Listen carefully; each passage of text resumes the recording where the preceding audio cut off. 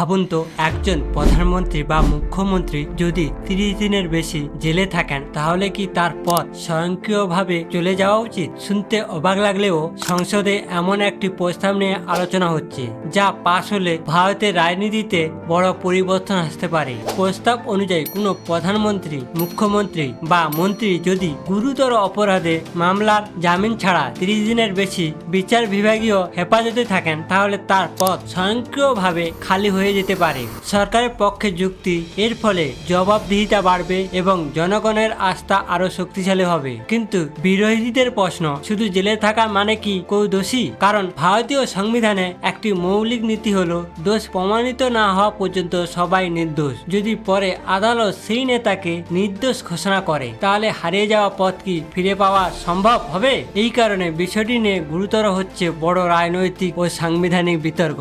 তাহলে আপনার মতে কোনটা বেশি গুরুত্বপূর্ণ, জনপ্রতিনিধিত্বের জবাবদিহিতা নাকি বিচার শেষ হওয়ার আগে নির্দোষ হিসেবে বিবেচিত হওয়ার অধিকার? কমেন্টে আপনার মতামত জানান।